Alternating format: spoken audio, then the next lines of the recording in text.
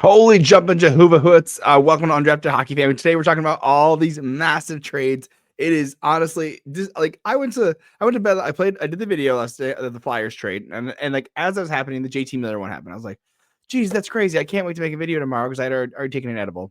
And I was like, okay, let's try. Let's do it today. And then we have 3 trades. So it's total. I'll be covering 3 trades today. We're talking about the JT Miller to the Rangers, which happened last night. And also what happened Mikael Granlund and Cody Ceci to the Dallas Stars, as well as Marcus Pettersson and Drew O'Connor to the Vancouver Canucks. Now we're going to break down all those. Make sure you hit like, subscribe down below. Tell me what you think about these trades. I would love to hear your input and everything. If you're listening on Spotify or Apple, make sure to rate the podcast. It helps out a ton for small creators like me. And let's just jump right into this. All right. So we have let's start with the trade that kind of rolls into everything. The first happened last night. We got talking about JT Miller and Erik Brannstrom and Jack Dorrington go to the New York Rangers for Filip Chytil, Victor Mancini, and a conditional 2025 first-round pick. Now let's talk about JT Miller. He did take out some time this year, and he signed to a massive deal, $8 million a year. It was a 7-year deal. He's in the second year of that, and he's put up 35 points in 40 games with the Vancouver Canucks. Put up 9 goals, and that's good chunk of assists. But again, this guy is a playoff performer. He is known for his intensity. He is 31, right? So this is going to take until he's age 37. So to consider what kind of player you're getting with JT Miller. And we also know what kind of JT Miller we're going to be getting because New York is familiar with him. They had him at one point. They actually ended up drafting him. They drafted him 15th overall in 2011. So they're very familiar with his game. So that what ended up happening is he gets traded to the Tampa Bay Lightning. And then he again plays 2 years there. Tampa Bay trades into Vancouver. He's been in Vancouver for looks like 6 years. So this is the 6th year. So we saw him in 20. So he's a massive performer. He plays very well. He had 99 points in 21-22 in 80 games. He had 103 points last year. And this guy's an absolute playoff performer. Since he's been with the Lightning and the Canucks, we saw in the 1920 season in the playoffs, he has in 17 games, he had 18 points. And last year in the playoffs, he had 12 points at 13 games with the Vancouver Canucks. So you're seeing this guy can absolutely play. He's an absolute gamer. He brings the intensity. And there's the reason he got traded is because there's a lot of contention between him and Pettersson. And so we know that JT Miller is a high emotions, high intensity guy. And he wears his heart on his sleeve in the sense that he's going to tell you how he feels. He's going to be aggressive. You know, he's the be aggressive. And so he's going to tell you exactly how he feels because he wants to win so badly. And he brings that intensity that you would like to see, right? Everyone wants that guy on your team. But again, that's the Nathan McKinnon type, right? That winner mentality. But again, if you have guys that maybe don't receive that type of criticism or they don't respond to it very well, I know that I respond very well to it when I'm getting yelled at. I'm like, let's go, and it fires me up, right? There's some people that I know that they would absolutely just shut down, and we saw that with Elias Pettersson just not getting the production that he needed. I mean, when JT Miller took a sabbatical, he was like a point per game player. And we know Pettersson can be that. And to me, the biggest asset that Vancouver is getting in this deal is the play of Pettersson, because now you have he is absolutely your number one defenseman. There are some talks about him still being traded. I don't think they do it. I don't think the package that needs to go back is going to be too much, right? The only one that I can see actually working would be a Dylan Cousins and a Bowen Byram deal. But again, now you're looking at what Vancouver got in this deal. They did get a center back, Filip Chytil, and they got Victor Mancini as well, who's a big defenseman, and we'll break down him in a second. But let's finish the Rangers side. Again, JT Miller is that intensity side, right? So the Rangers are hey, they're in win now mode, and they are starting to climb that wild card spot, right? We saw them; they were almost last in the Eastern Conference. Now they're sitting, they're 52 points, 51 games. They are 6 points out of a playoff spot. And so, I mean, they're 5-3-2 in their last 10. They're on 3 games losing streak. So I think getting him back is going to be huge for them. And so we'll see how this catapults them. I mean, the East is so compact, right? I mean, they are fourth last in the East, but again, they're not too far off from if they get a good hot streak. Let's say they get on a 5, 6, 7 game winning streak. I mean, that would be huge to their luck, and they've absolutely pushed themselves up. As we saw with the Red Wings, who were near the bottom. I think they were at the bottom of the Eastern Conference at one point. Now sitting 2 spots outside of the playoff spot. So again, there's so much volatility. There's so much that can change, and that's what we love about the Eastern Conference is that anything can happen right now. So Moving on to the next part, we're talking about Erik Brannstrom. In the regular season so far, he's 28 points in 28 games. And so he was playing an okay role down there. I think he played some in the AHL too. Yeah, he played in the AHL as well. He had 12 points in 8 games down there. So he's on that teetering, right? This is a guy that's going to play about, like 12, 13 minutes a night. He's a depth defenseman. He's gonna put up points. Again, a guy that's still young too. He's only 25 years old, drafted by Vegas in 2015. But again, kind of just bounced around the league a lot. So we saw him. Let me pull up he's played with the Senators as well. Look who he's played with. He's played with the Senators. He played with Vegas. He played with the Chicago Wolves in the AHL. And again, he's played with Vancouver as well. So he just kind of bounced around. I think he was in the Erik Karlsson deal, maybe. I have to look at let's look it up real quick because if he was, that'd be a huge. The fact that he was already in this JT Miller deal is already going to be huge for him as well. He got signed by Colorado. He got traded to Vancouver. Looks like he just signed straight up with Vancouver or Colorado this July 1st, which is kind of crazy though that he just got traded there. So, again, he's a depth guy, a good depth centerman or depth defenseman. Again, that's something similar to what the Rangers did last year, or what Toronto did with last year with Gustafson.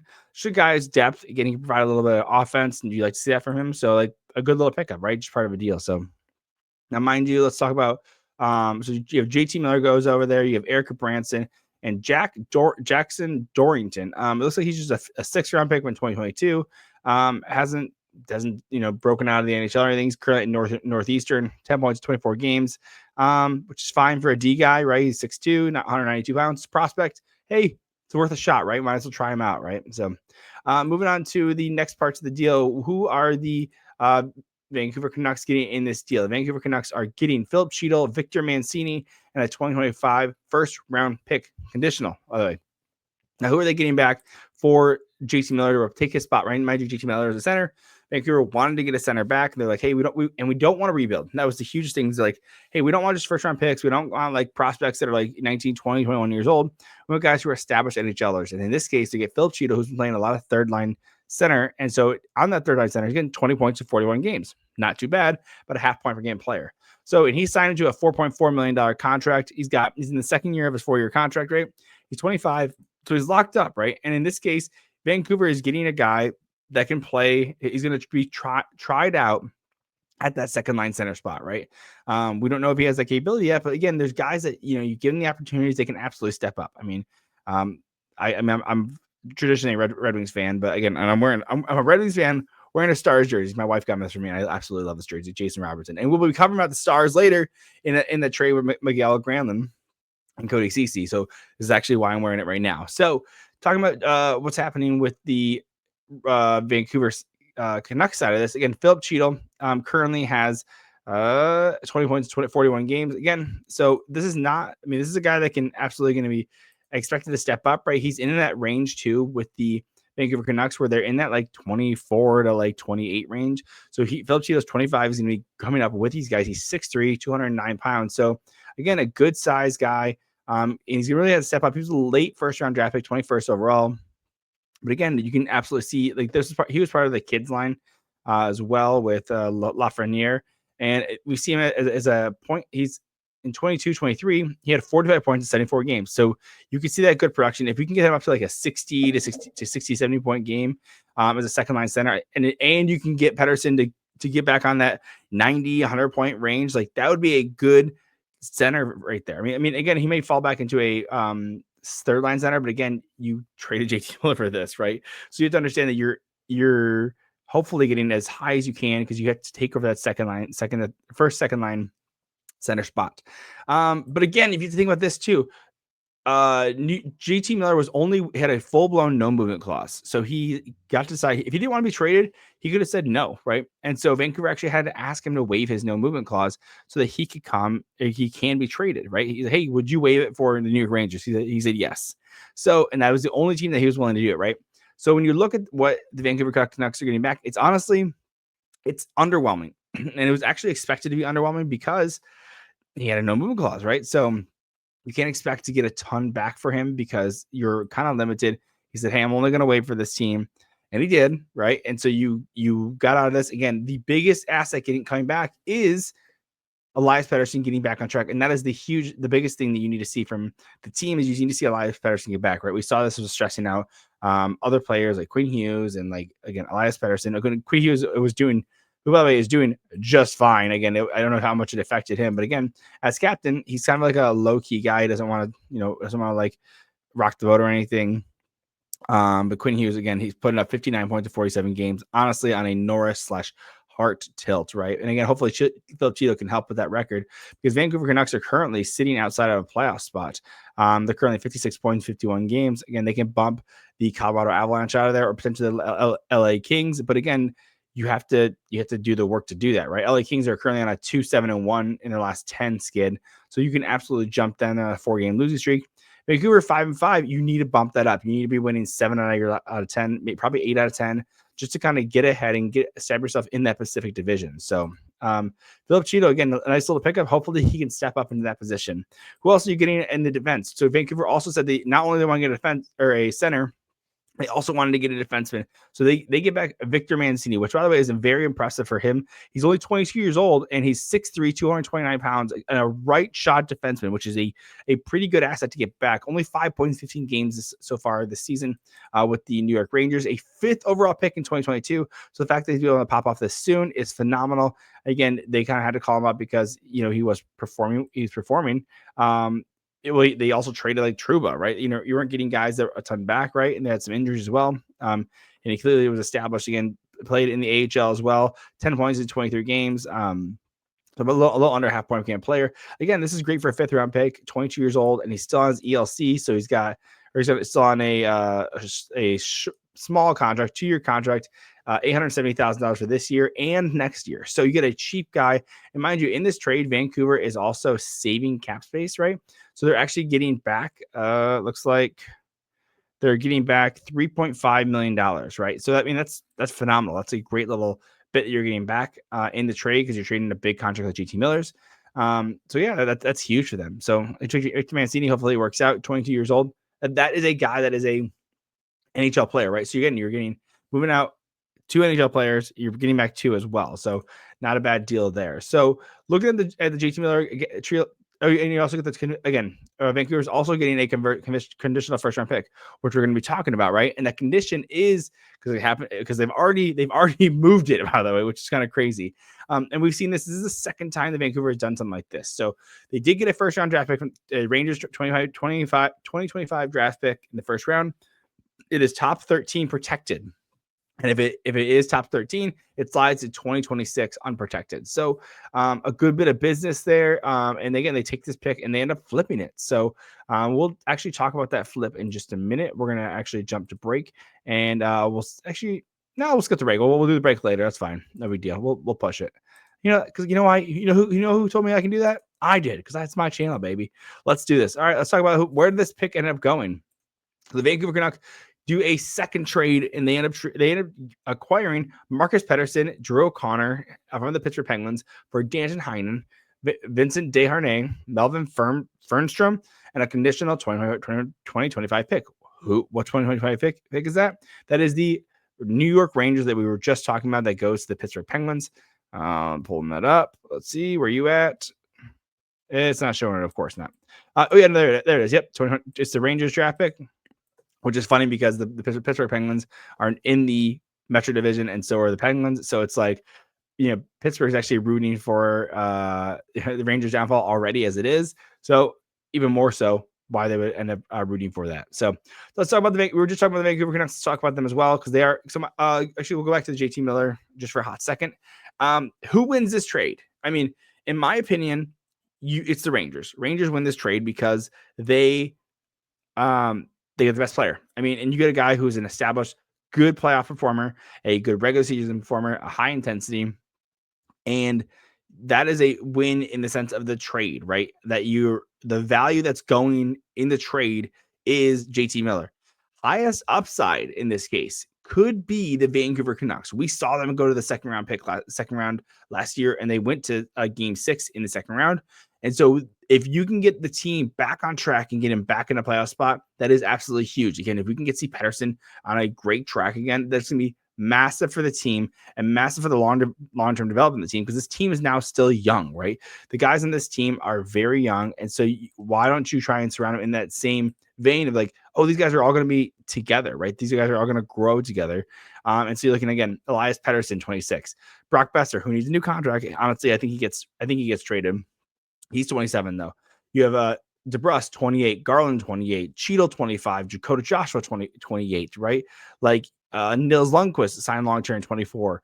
You just trade for Drew O'Connor. He's 26 years old, right? You have a Quinn Hughes 25, Filip Chytil 27, Marcus Pettersson 28. Like there's a lot of good guys that are in that. I mean, 29 for Demko. Like these guys are in that. They're in their prime. So you got to be able to say, hey, okay, like how can we get these guys the best out of these and squeeze the best out of these players? And moving JT Miller again with the intensity and the leadership, absolutely for sure. But when you're not winning and there's a lot of tension in the that you can't overcome, and we saw that with the article that Jim Rutherford put out, where they talk about, just don't see this group getting it done. And it was very vulnerable. It was more from executives that we ever get. I absolutely loved it because it's like, hey, you want to see that vulnerability, you want to see that openness, because it was so many GMs that just don't withhold so much information.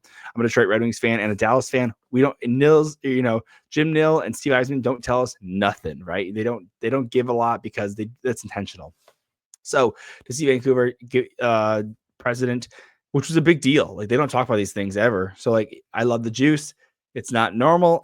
Don't get used to it. But it is good to see how vulnerable they are and see them. They're continuing to make moves, right? They're trying to make that playoff spot, which is why they traded for Marcus Pettersson and Drew O'Connor, who, by the way, just real quick, are both UFAs at the end of these deals. So you have a Marcus Pettersson who's 28 years old at the end of a 5-year contract, and you have Drew O'Connor who's 26 at the end of a 2-year contract. So Marcus Pettersson put up 18 points in 47 games. Let's talk about him too. So he was actually considered. We're unsure of whether he was going to get that first round pick for him. And so you get who are you getting in Marcus Pettersson? 28 years old, 6'4", which is amazing.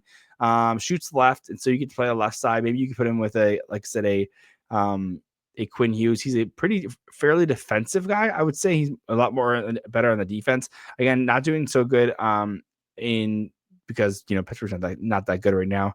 But again, 18 points in 47 games. We see it, the highest we've ever seen him is do 30 points last year in 82 games. Again, focus more on defense though. But that's what you're getting with the Marcus Pettersson. You're not getting like a high offensively minded, and then that's okay, because when you have offensively minded, Quinn Hughes.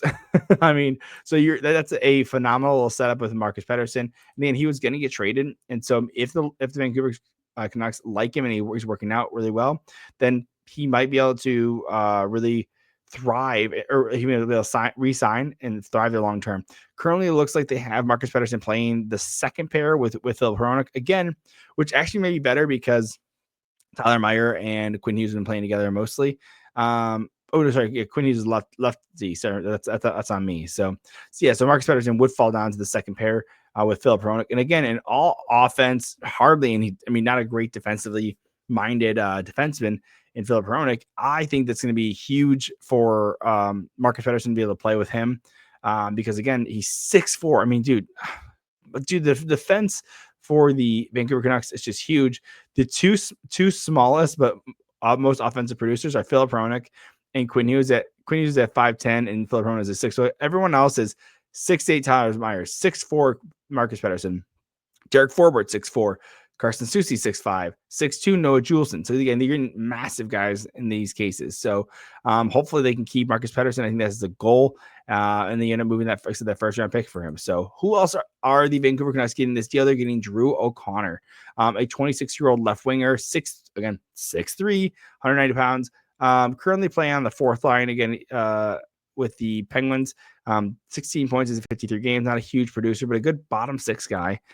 Signed to a relatively cheap contract at $925,000. Currently, we're seeing that last year he had his highest point totals in the NHL, 33 points, 79 games. And again, he's on a down year. I mean, the Penguins are on a down year as in general. The Penguins are only They're second to last in the Eastern Conference. Only one that's actually worse than them is the Buffalo Sabres. Of course, and we're seeing there's a downfall of the Buffalo Sabres as well. So Drew O'Connor, a guy's little depth piece, not mad about that at all. If we're looking at that, I mean, the main piece in this is Marcus Pettersson. Drew O'Connor's kind of like an extra in there. So hopefully that ends up working out for him. Drew O'Connor, I believe his brother plays with the Avalanche as well. So he maybe gets some playing time against his brother more often in the Western Division. So Western Conference. So what are the Pittsburgh Penguins getting back? Okay, they are getting Danton Heinen, Vincent Desharnais, and Melvin Fernstrom. By the way, Vincent Desharnais was a signing that the Vancouver Canucks did this past year. So let's talk about them real quick. We talk about Danton Heinen as the first one. So Danton Heinen was a 4th-round pick by the Boston Bruins, 29 years old, left winger, 6'1", with the Vancouver Canucks, 18 points in 51 games. So basically, he's your cheaper Drew O'Connor. Well, he's your more expensive Drew O'Connor, right? And again, he has this year and next year left. So your Vancouver, you're actually free of cap space for next year, which is going to be a huge piece of that, right? So looking at what he's done in the past, again, he's played with the Boston Bruins, the Anaheim Ducks, Pittsburgh Penguins, and back to the Boston Bruins, and then now with Vancouver Canucks. So his highest point producing year was in the Boston Bruins 18-19 season, 47 points in, 47 points in, where are you at, dude? Why can't I find you? Let's turn that off. Oh, that's why I had it up. Okay, so yeah, in 18-19, when the Boston Bruins were playing, they went to the Stanley Cup Finals in that. 8 points in 24 games in that playoffs. 34 points in 77 games. And then the year before that, his highest, he had 47 points in 77 games as a left winger. Again, depth guy, third bottom 6 kind of guy. Nice little piece. Again, this is the guy that's already locked up so that you don't have to worry about him going anywhere. And maybe next year you end up flipping him with Pittsburgh Penguins. So maybe you can give him a little higher of a role. But we'll see. I mean, again, he's 6'1", so it's not a bad little pickup for the Pittsburgh Penguins. Vincent Desharnais, one of the monsters for the league. Honestly, he's 6'7", 227 pounds. He's a right shot D. Again, you always need more of those. He got this year and next year. He's a hitter. He's a fighter. He's a puncher. He's originally a 7th-round draft pick from the Edmonton Oilers. He had 3 points in 34 games. But again, he's your intimidator. He's your Ryan Reeves. You're not looking for him to put up a ton of points. But that's the point of it, right? You just need this guy as a, hey, can you fight? Can you make space on the ice? Can you show them, hey, like, you're not afraid? We're not afraid of him. Like, hey, you hit Crosby, I'm going to hit you so hard, I'm going to knock you into next week. Yeah, absolutely. This is the guy that you were looking for in this position, right? I mean, he's going to play third pair minutes with Ryan Graves.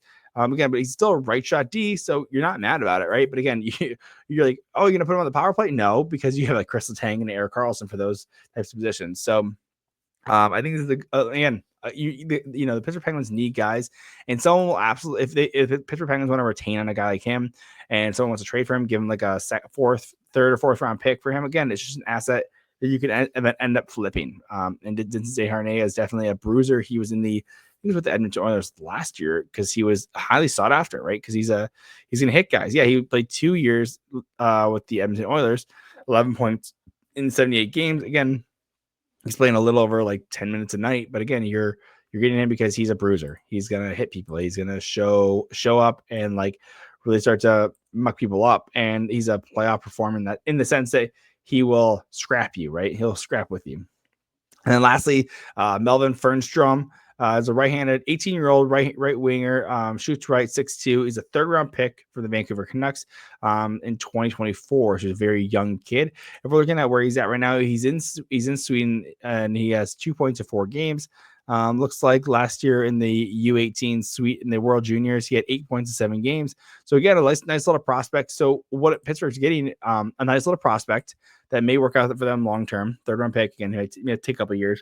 They're getting that for conditional 1st-round draft pick, and I think what we've heard from the Pittsburgh Penguins is they're looking to sell. They're looking to do a fire sale. They're looking to sell their big guys. Again, Marcus Pettersson is the start of that. And if we're looking at where the Pittsburgh Penguins are again aligned, they're second last in the Eastern, like we were just talking about, right? They're not going to be contending. They're 3-7-0 in the last 10. And we have a negative 39 goal differential. Again, they waived Jari. I mean, this team is on the downturn, and so I mean, they have Joel Blomqvist playing up here, right? He's just like he's trying to survive. He's 23 years old. Again, Nedeljkovic is playing well, but he's not your starter guy. We got him for this year and next year, but again, maybe they'll end up buying out Jari next year.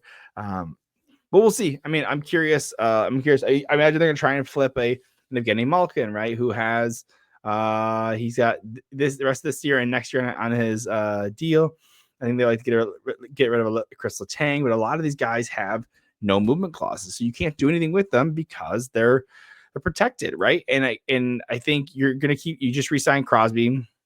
I mean, the guy everyone's locked up besides Ricardo Cal, who has an 18 no trade list. Michael Bunting has 10-18 no trade list, right? Like, but overall, all these guys they're locked up. They can't be moved. Erik Karlsson as well, no movement clause. Like Chris Letang, no movement clause, and he's got 7 years. Ryan Graves, 12 team no trade list. So it's just a little bit frustrating because they, Kyle Dubas locked up some of these guys, but a lot of these guys are locked over from the last guys, the Rutherford era. So it's really handcuffing Kyle Dubas, the GM and president of the Pittsburgh Penguins. So I'm curious what they're going to do. Let me know what you think they're going to do in the comments down below, or you can at me on my Twitter, which is Undrafted Hockey Fan. It's just missing the A and the E and Undrafted. Missing a lot of vowels because Twitter only lets your handle so long, but you can check it out. I'll put it down below in the description. So we are going to take that break now. We're going to break down the Dallas Stars and the Dallas Stars trade after this. So make sure you stay tuned to Undrafted Hockey Fan. Appreciate it. Playoffs? We're talking about playoffs? You bet we are. Get in on the action at DraftKings Sportsbook, an official betting partner of the NFL. Scoring touchdowns is key to winning the playoffs, and you can score big by betting on them at DraftKings, the #1 place to bet touchdowns. Ready to place your first bet? Try betting on something simple like a player to score 6. Go to DraftKings Sportsbook app and make your pick. Now, again, if you're looking at a contender like maybe the Chiefs or the Bills, I mean, you could bet them to go all the way. Or if you're just a Chiefs hater, let's say, you can bet against them up until the Super Bowl, and it's so great. So make sure to get on the action at DraftKings. New DraftKings customers can bet $5 and get $200 in bonus bets instantly. Download the DraftKings Sportsbook app and use the code THPN. That's code THPN for new customers to get $200 in bonus bets instantly when you bet just $5. Only on DraftKings Sportsbook. The crown is yours. Gambling problem? Call 1-800-GAMBLER. In New York, call 877-8-HOPE-NY or text HOPE-NY. In Connecticut, help is available for problem gambling. Call 888-789-7777 or visit ccpg.org. Please play responsibly on behalf of Boo Hill Casino Resort. 21 plus, age and eligibility varies by jurisdiction. Void in Ontario. Bonus bets expire 168 hours after issuance. For additional terms and responsible gaming resources, see dkng.co/audio. Okay, now we are back and we are talking about the Dallas Stars trade with the San Jose Sharks. I have a San Jose Sharks jersey back there. I also have my Dallas Stars one. And the reason I'm wearing the Dallas Stars one is because I believe the Dallas Stars won in this case. And they're picking the direction they want to go.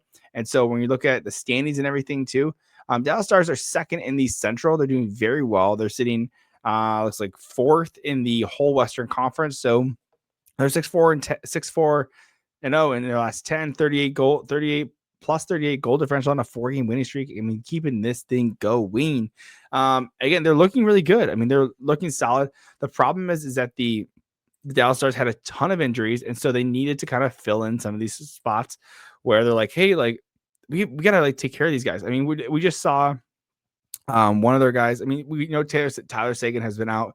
He's on LTIR. We currently have Mason Marchment on IR as well. We saw the injury with Miro Heiskanen, a left shot D. We also saw Nils Lundqvist, a right shot D, go on LTIR as well. Looks like it's a shoulder.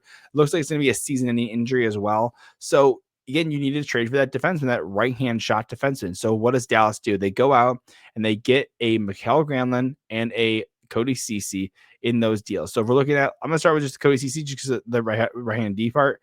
He is a right shot D, 6'3", 209 pounds, a former first round draft pick in 2012, which is a while ago now. Only 15 points in 54 games. Again, you're looking at, he was more of an offensive guy. He's not a great player. Not a great. He's done well. He's moved around a lot. He originated with the Ottawa Senators. We saw him with the Toronto Maple Leafs, Pittsburgh Penguins, Edmonton Oilers as well for the last 3 years. He gets traded in the Ty Emberson deal as well. And so it's interesting to see him move. He is in the last year of his deal, last of his 4-year deal. So again, Dallas Stars get that right-handed D, which is exactly what they need. And they have a ton of LTIR space. So they don't mind taking on that $3.25 million cap hit, right? And so as well, what else is Dallas getting in this trade? They're also getting up Mikael Granlund, one of the premier centers out there that was potentially going to be traded for the first round pick, right? So we saw that it basically you're getting the first round pick is basically for Mikael Granlund, and then the 4th round pick is for Cody Ceci. So again, the Dallas Stars are acquiring Mikael Granlund and Cody Ceci. San Jose Sharks are getting a 2025 first round pick. No protection, by the way, and a conditional 2024 first round pick. That condition is that if the Dallas Stars reach the Stanley Cup final, it does upgrade to a 2025 third. So that is potential. So Cody Ceci basically traded for a 4th round pick, and again, Mikael Granlund for a first round pick. So what are they getting in Mikael Granlund? This guy absolutely was popping off with the San Jose Sharks. He was playing like number 1 center positions, and he was absolutely killing it this year. 45 points in 52 games on the Sharks, absolutely leading them, doing a phenomenal job. And we saw this, he got traded in the Erik Karlsson year with the Pittsburgh Penguins. And as a Pittsburgh Penguin, he was not looking good. 5 points in 21 games, just not looking good at all. And San Jose ends up picking up. He ends up putting 60 points last year in 69 games in 23, 24. And this year, 45 points in 52 games, which is why he was able to get a first. This is almost his season high, or his career high, right? He's been highest he has 69 points with the Minnesota Wild in 16-17. And again, for a guy who is 32 years old, you love to see this production. You love to see that he's actually popping off.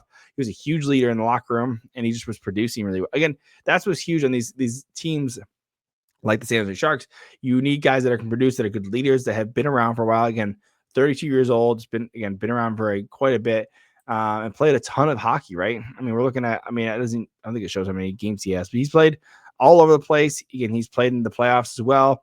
He's got 9 seasons in the playoffs as well. So, that's what we want to see, some guy who's been there, done that, and can play a good role. And again, I think this is good for the Dallas Stars, because if you look at what's going to end up happening is that if they can end up getting Tyler Seguin back, maybe they're probably not before the season, probably get him back around the playoff times. You can look at your center depth right now. Looking at Rope Hansen's your top line center. Then you have Matt Duchene, Mikael Granlund.